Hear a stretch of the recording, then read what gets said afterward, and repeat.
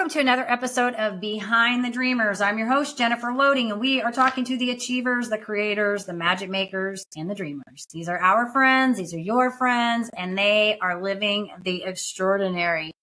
Well, today we are going to be diving into the world of entrepreneurship and innovation with a guest who's made significant waves in product development. Our focus is on individuals who not only dream big, but also turn those dreams into reality, impacting the market and those around them. So I'm excited to chat with him. You're going to get to hear from him in just a few minutes. But before we do that, we need to do a quick shout out to our sponsor.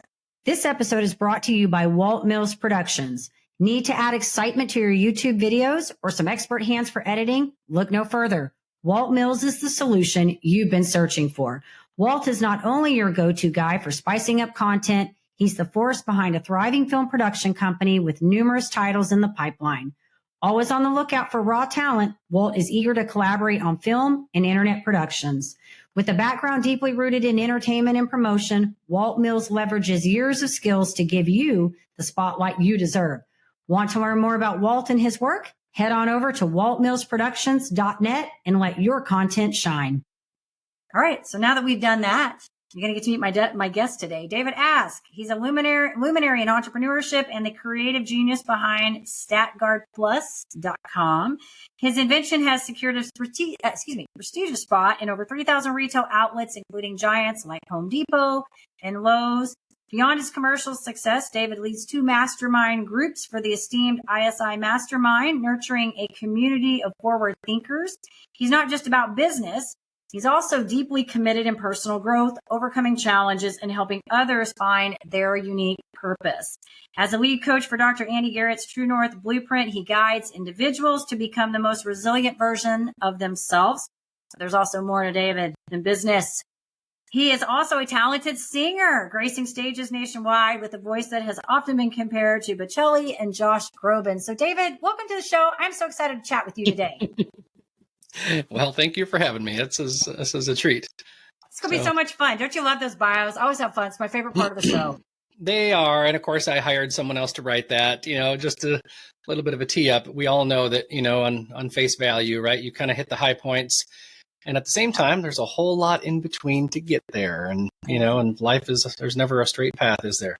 Nope. And that's why we said the challenge part in there. That's the beauty of this show, is that I always feel like we don't really shy away from the lessons learned in this. I always tell people this show is about what you do, why you do it, what you've learned along the way, because usually in the learning phase, there's some adversity that had to come about that, right? And then we take that and we use it to inspire others. So that's what this whole show is really about.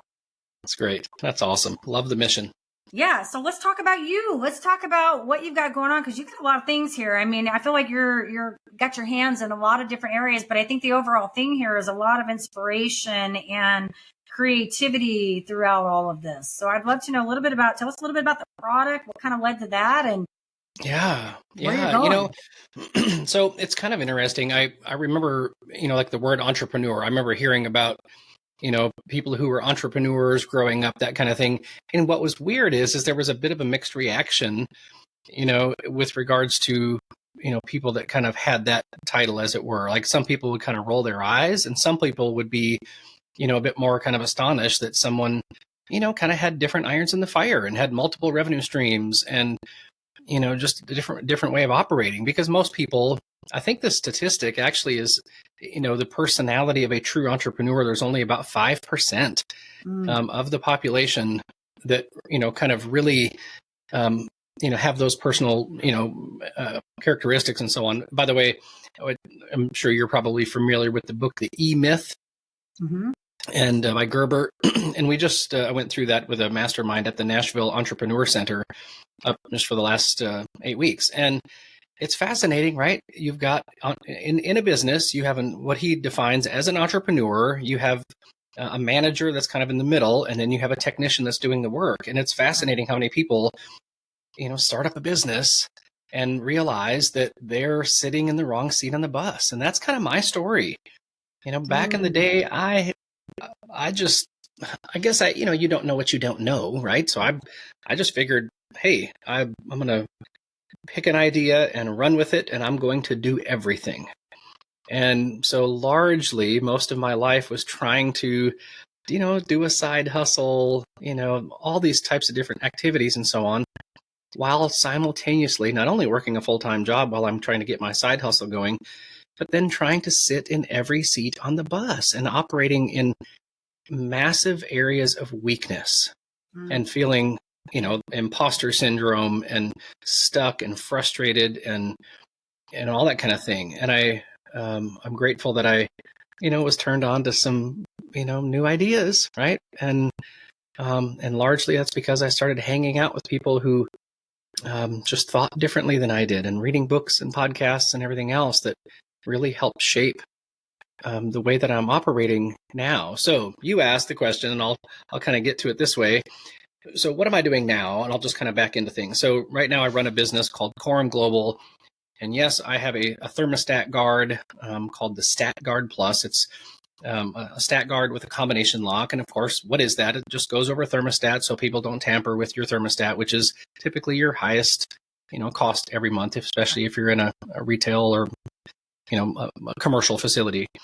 And anyway, I was in facilities management at a large telecom chain for many years. And of course, we use stat guards in all of our stores and call centers, because if you've got more than 2 people in any facility, everybody's jacking around with the thermostat. I mean, it's like this funny joke in our culture. And heck, my mom and dad, growing up, that's the only thing they really fought about was, what was the temperature at night. Yeah. And I'm laughing because that's been conversations in our house. Yeah. Don't touch the thermostat. Well, so what's funny though is, I'm doing facilities management, and of course nobody can keep up with that tiny key. So my brother-in-law and I came up with this idea. It was technically his idea first, and then we both kind of ran with it together. But we jumped into the deep end of the pool and just started, trying to understand, what does it take to make this product? And, everything from molding to plastics injection, processes and all those things, prototyping and so on. And we did everything wrong. I mean, except the product. The product turned out great, but, we kind of followed this idea that if you build it, they will come. And that's just not true. It's very limited thinking. So for 4 years, we had, 7,000 thermostat guards sitting in a garage, and we're trying to get it out there and figure out how to grab attention and all that kind of stuff, which we all know is not easy. So anyway, jump ahead, right, a decade, and I ended up buying him out. So, my wife and I, we ended up figuring it out. And during that time, though, I realized a few things about myself. I am a creative. I'm definitely that 5% entrepreneur. I don't like details. I'm not a manager. I'm not a technician. I'm the guy who sits up at the top level. Thus, by the way, I love the title of this podcast, as a dreamer. That's me. And much of my life, I hung out with people who were managers or technicians. And I mean, they didn't even have the paradigm of an entrepreneur. Therefore, that was kind of a joke. Well, somebody calls themselves an entrepreneur, that's just because they don't know how to do anything, and they can't stick with anything. And right. Well, guess what? I have a wide skill set, a wide variety of things that I love doing. I am definitely a creative. I'm working on 9 different products right now. Wow. I've recorded 3 records. I've sung on stages all over the world. I had a children's book published about 5 years ago. I'm working on another children's book right now. And what's really wonderful is I have an income stream, being in retail, that allows me to do a variety of things. So I realized, it was, you got to have something that's winning, right? To kind of, cover the bases, because if you're wondering how you're going to pay your mortgage every month, forget about personal development and creativity. That goes right out the window. Right. Whatever Dave Ramsey said, money is pretty close to air. Try to live without it. Right. And so here's what's fascinating though is I'm 49 years old, and I've just kind of backed into this self-awareness in my 40s, and I realized, that I didn't know what I didn't know, and I was just thinking all kinds of things that I thought were true that just weren't, and operating in areas of weakness and not finding the right people to help me. And now I feel like I'm kind of living in that flow state where I get to stay in the creative seat and help others do that, for that matter. Because I think I'll say it this way, there are things that are true about us, right? But those truest things, those things that top 10%, the things that just really light us up. Yeah. I like to say the things that give our goosebumps. Right. I love operating in that space. And part of that is inspiring, right? Which means breathe life into someone who needs life breathed into them. Because they were where I was 10 years ago. And man, I wish I had, several people around me to be like, hey, David, you're heading in the right direction. You've got this. How can we help you? I believe in you. Like put some wind in my sail. But man, for years, it was a slog, because not only did I not know what I was doing, I didn't have the people in my camp to help and really just believe in me. Yeah. It's interesting that you say that. I just had this conversation. You touched on so many things, and I can definitely relate to your creative part, because I feel like I was going to ask you when you were talking about being around the management type. Did you feel like you were kind of being stifled? Like you just feel like you're being sort of smothered? Yep. Because I just, when I'm around creative people, like I'm excited. Like if you called me up right now and said, Jennifer, I have an idea, I'm getting goosebumps thinking about it right now, because ideas get me excited. When people have ideas, I think of solutions. I think we're solving things, we're creating, we're manifesting, we're doing. I get lit up. When I get around people who start trying to organize things and giving me details and all, it's not that it's a bad thing, because I think we all have strengths in certain areas. Yep. I just start feeling very heavy. It gets heavy for me. And so I can understand it. And I think, yes, you're right. I think there are a lot of people that when we come into this, we start trying to really, because as entrepreneurs, we really do wear many hats. And that's one of the things, I always talk about the many years I was in Mary Kay, we trained on wearing these different hats in Mary Kay. We were the salesperson, the marketer, the CEO, we were everything. I realized for me, like I had this light bulb moment one day. I tell this story. I was actually on my treadmill in my house at this time, and I was going to train on the Strength Finders book. And, I think you pick like the top 4 or 5, and I was going to have to train on them.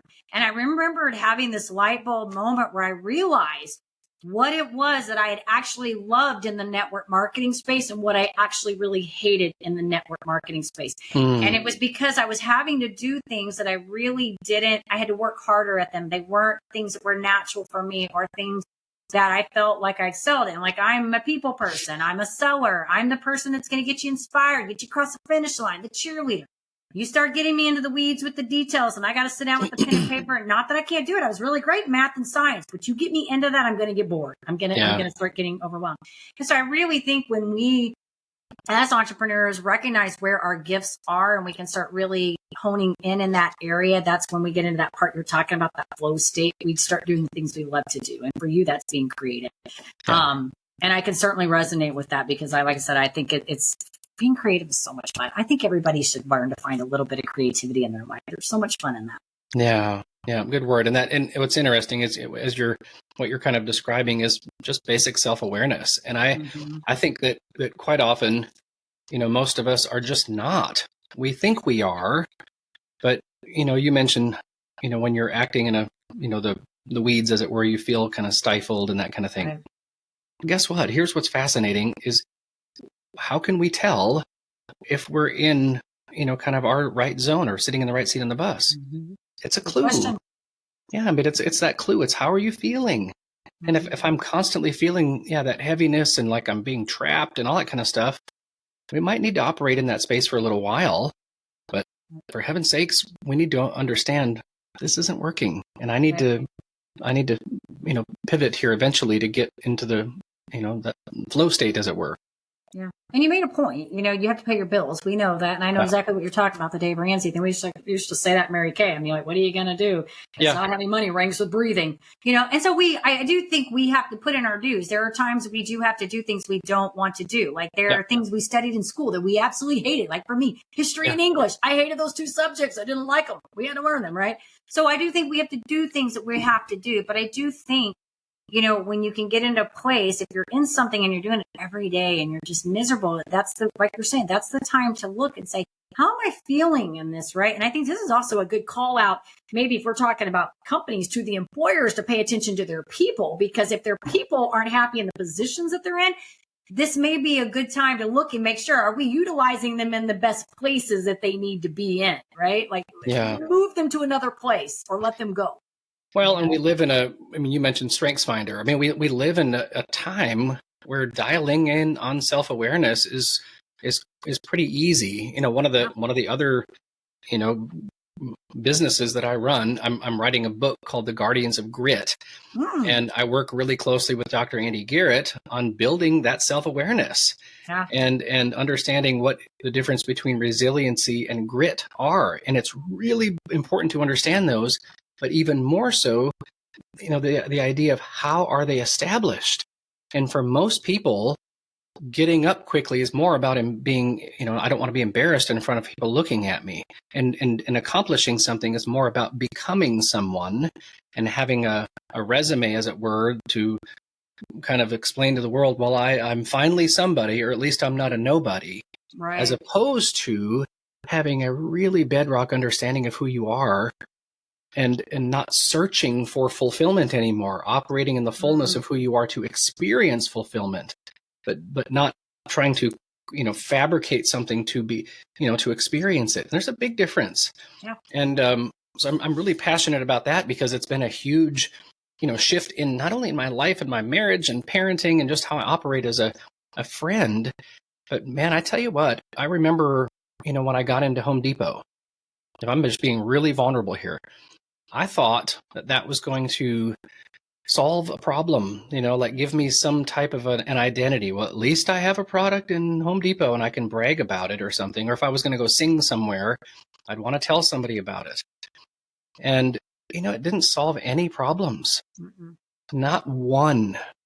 And when I realized that my truest authenticity, right? We get the word authenticity from the word author, that, that the way that God put me together is absolutely fantastic. And when I just operate in my natural state, most of the time, I feel natural. I feel genuine. I feel, courageous and clear and free. And as opposed to just trying to generate something all the time and having to be on and becoming a human doing and not a human being. It's just exhausting. Yeah. And so that's something as I'm getting older, right? I'm 49 years old and I feel like I'm on much more of a kind of a legacy path with regards to my mission and my purpose in life. Not that I don't like creating products and doing things like that, but way more passionate about helping people establish that true north, plumb line in their own life, that bedrock, and then helping others around them do the same thing. Entrepreneurs, are you ready to level up your leadership skills? Tune in now for an exclusive offer designed just for you. This is my time. Did you know 63% of consumers prefer businesses aligned with their values? Recognizing your core values isn't just vital for business growth, it's the bedrock of effective leadership. Whether you're a seasoned entrepreneur or an aspiring creator, identifying your core values is a key step in constructing the framework of a successful leader, enabling you to lead authentically, expand your business, and live life on your terms. I go 100 all day, foot on the pedal, no brakes. 10, 9, paid on my dues, waited in line, 8, 7. Are you ready to access tools to kickstart your leadership journey? Unlock a treasure trove of insights and get your free resources at www.linktree/Jennifer Loehding. Take that crucial first step toward realizing your leadership aspirations and elevate your leadership game today. Ready to shine. That's fun. I think that gets into the part where we start talking about the wisdom stuff, because I'm in my early 50s and I just had this conversation. It's like I did an episode with a girl on my Starter Girls podcast, and she's like a 2-time TEDx speaker, really neat deal. A lot of her work's been praised at like Cornell and some of these high, universities. And she talks a lot about showing up. And she actually, on that episode, I just released it, she talked about what it means to show up. But the premise that we were talking about is that when we show up authentically and present, how we have this impact on others or, those around us. And so I think, when I listen to you talk, I think it comes from that place of, I think for so long, we're groomed to have success, and our success is driven by those achievements, right? Whether it be something in our work, whatever. For me, I was a runner, and also, I did a lot of stuff. Did a lot of cool things in Mary Kay, set company records. But I realized it's been probably in the last few years that it's like you said, it sort of has shifted where it's more about me being authentic and true to myself and showing up right for the right people. Right. Yeah. And it's in a lot of different areas of my life. It makes an impact in the work that you do, the relationships, the personal relationships, your kids, your marriage, all of those different things. But I think it's not something that you just wake up and have happen. So when we talk to these people, right, like if we tell them, they look at us and they go, what are they talking about? Is this like old people jargon? Like, what is this? Yeah. Right. Because I think it develops over time. Our priorities start to shift a little bit and we start looking at the world differently and our place in it. And I think that's what's so great is because then we can try to show that to other people through the work that we do in the community and the things that we create. And it's funny. I think there's a lot of truth there. Like it's time and just becoming a more mature person helps give perspective on things. What's fascinating when I started working with Dr. Andy, I'll be honest. I thought that words like identity and authenticity and stuff like that was just a bit woohoo, right? And or woo woo or whatever they say. But here's what's interesting is when you have someone ask you the right questions, doesn't matter how old you are, you can actually dial in on some of that stuff very quickly. I agree. And, like, for instance, the word identity in our culture, it's been just totally misunderstood and hijacked. And so when you understand, how am I woven together different from the person next to me? Like our kids, right? They come out of the gate incredibly hardwired. You can tell someone's little essence when they're just months old or even weeks for that matter. Right. And they're not thinking about being authentic. Right. Up until they're like 7 or 8 years old, until the world slaps them around a little bit and then they start questioning everything. But when you're 3, 4, 5, and 6, you're just doing your deal. Right. But as adults, we start feeling that pain and pressure and then we start questioning everything.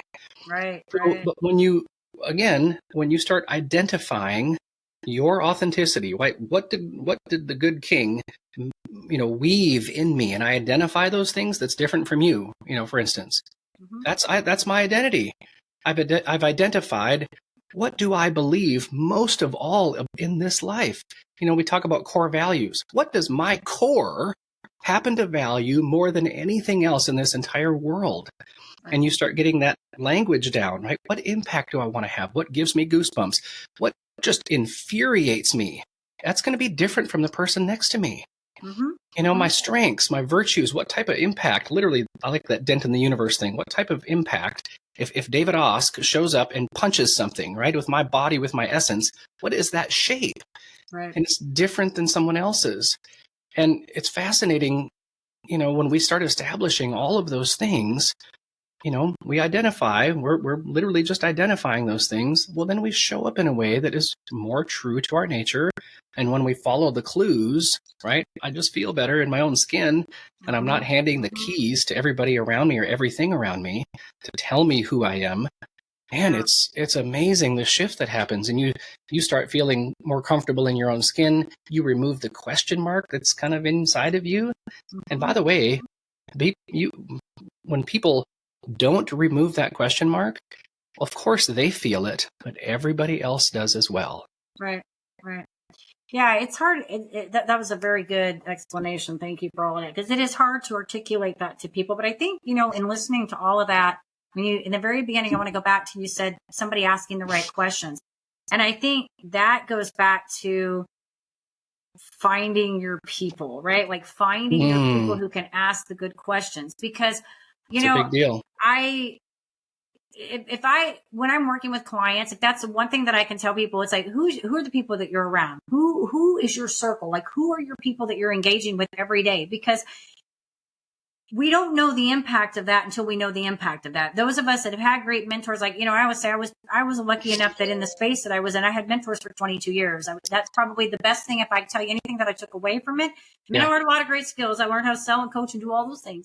But I think the biggest thing that I realized coming outside of that, and I just had this conversation yesterday with my husband, I said, I sort of miss Like I network now. I do a lot of networking. I know a lot of people in Dallas, but I purposely go out and I network because I need a community. I need a circle. Yeah. I need people, because for those 22 years, I had that. It was a given. It was woven in our company culture, and we had it.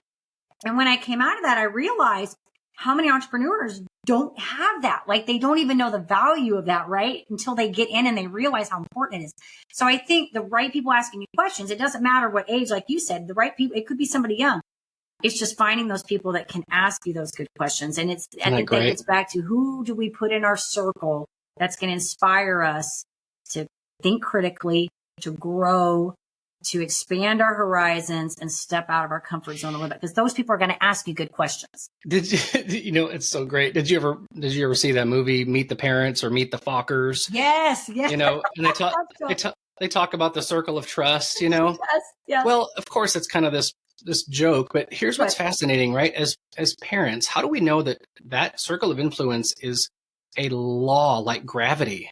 Yeah. Because as parents, we instinctively do not want our kids caught up in the wrong crowd, right? Because we know full well, I'm talking a visceral, oh no, please don't hang out with those kids. And that is what it is. But guess what? As adults, for some stupid reason, we've thrown that out the window and we just kind of slide into life and just let it happen. And I'm not saying that you can't be with people that might need your help, but if that circle of trust, if you're actually asking questions, how do I do this? How would you navigate this? What do you, my wife and I are kind of struggling here. What would you do? You better be darn just careful, who you're asking those questions to. And quite often, by the way, it's not your peers. My son Parker's in his first year in college, and he came home one weekend and he said, Dad, he goes, I just got so many great friends, and we're helping each other do this, and I'm asking these guys advice for this and that, and in general, I'm like, man, what a great time to have some a good band of brothers, right? But you know what? I cautioned him, and I said, Parker, they're 18 years old, just like you. They've not lived enough life to give you really wise counsel.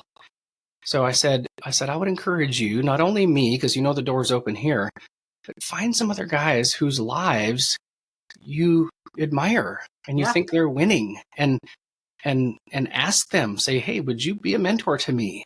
And it's amazing how many generous and good and kind people are like, you're darn right, I will.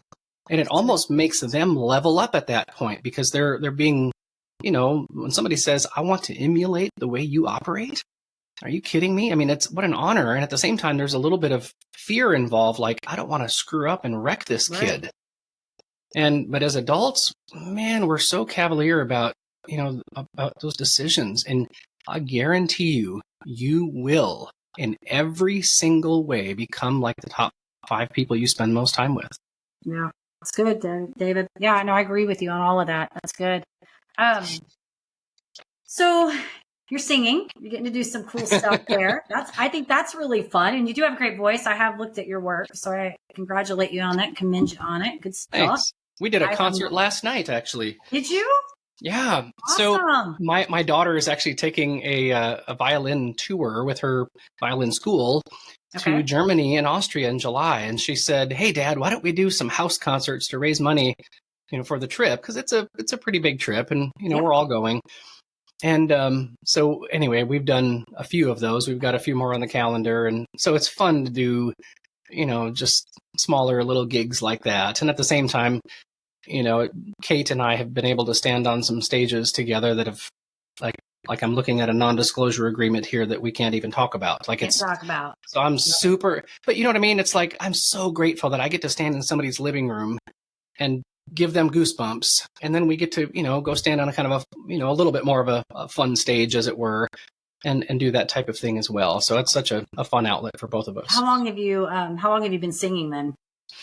Well, it's funny. Somebody asked that last night, and my mom was a music teacher, and I felt like, no, we were pretty much forced to sing when we were little. It was like, you've been doing it for a while. Get in the car, we're going to the nursing home, and you're going to sing for everybody. And but really, I started taking it seriously probably when I was maybe 15, 16. Okay, very good. Well, you're great, and I think that's awesome. And my daughter's in Germany right now. She's traveling. Okay. You guys are she is loving that area over there. I told her, go stop in Austria. She's not far from there right now, but she went on a 3-week, saved her money up. It's my middle child. Yeah. Saved her money up, went on a 3-week. So she's in her second week now, excursion up, started out in Dublin. So she was there for the parade, the St. Patrick's Day parade. Oh, wonderful. Really neat. So yeah, she's traveling. So you guys, she's loving it. I'm sure you guys are having an amazing time there. Pretty excited. We've done with, Kate's school. They've done Hawaii. We went to Italy 2 years ago. And this year, it's Germany and Austria. It's awesome. Good for you. Well, you're doing amazing things. I love it. I love that you're, I tell you, this show is all about living the extraordinary. And I think the extraordinary, one of the consensus that I hear from all the entrepreneurs, when I ask them a question of like, what is success and how do we define the extraordinary? It always comes back to kind of the same things, and that's doing the things we love to do. And I think that always comes back to authenticity. I think it's so important. And I would say that, especially if there's someone a bit younger in your 20s and so on, please don't compare yourself to someone in their 40s. Figure out what your definition of success is now. I'm talking today. You might not have tomorrow. Figure out what success looks like just today. You got to have some dreams in that, but man, do your deal. Walk your path. Help others walk their path, but enjoy yours, and don't suffer, with the sin of comparison, as it were, because it will just suck the life out of you. Yeah, it's hard to do with social media. I know. I feel like we've all been there, but I think I think you touched on so many points. Like I didn't even have to ask you because you answered so many of my questions in this whole dialogue we had. I think it was good because I really think that when we get past that whole, I think it's freeing when you just get to that place where you don't care so much and you're just like, this is who I am. I kind of sort of adopt the idea, either take it or leave it. You don't like it. It's even like with my show. I was telling someone this morning, I'm like, these are my shows. I do what I want to do. I'm the one paying the bill on the shows. I'm the one working the content out. I'm the one doing all the producing and putting it out. It's my show. This is how I roll. And, the people that like it show up and they like it. And the ones that don't, that's okay too. They can find the ones they like. And so I think when you get to that place where you accept who you are and all these things you talk about, your strengths, your weaknesses, and you realize, hey, I'm okay talking about this thing that I'm not really good at. Maybe I need somebody to help me with that. But I'm really good in this area and I really want to shine in that area. I think when you get to those places, it's just freeing. And so I think it's pretty nice what you said. It absolutely well said. And in kind of discovering those things and nailing them down, it's like, show yourself a ton of grace. Like, you're not trying to earn something here. Like, just be really kind to yourself. Be kind to other people too. Yeah. Do that too. Listen. All right, David. Well, this has been awesome. Congratulations on all your success and all the things you got coming up with the singing and the books and the records and all the things you got going on. If our audience wants to get in touch with you, maybe they want to learn, keep up with you, learn more about you, follow your music, whatever. By the way, y'all go check out his singing because it is really good. It is. But let's say they want to come find you, David. Where do we want to send them? Just go to my website, davidask.com, davidask.com. And my links to my other businesses are on there as well if you're curious. But yeah, if I can do anything to help, no strings attached, just let me know and I'll do my best. Awesome. We'll make sure too, when my editor, he does good. You get all the bill. We say get the bills and whistles on there. We'll get the link on there so they know where to find you. And then, we'll get it over to you. I'm excited. It's been fun. I've enjoyed chatting with you. Thanks for imparting all your wisdom. And like I said, congratulations on all your upcoming success, whatever all that is. Thank you. Very kind. Thanks for having me. Absolutely. Listeners, we appreciate you. Thank you for tuning in. And of course, if you enjoy the show, head on over, give us a review on Apple. You can check us out on YouTube, hit that subscribe button so we can keep sharing all these incredible stories with these amazing people. And as I always say, to live the extraordinary, you must start. I was going to say something else, but in order to start, you got to make a decision. So you guys take care, be safe, be kind to one another, and we will see you next time.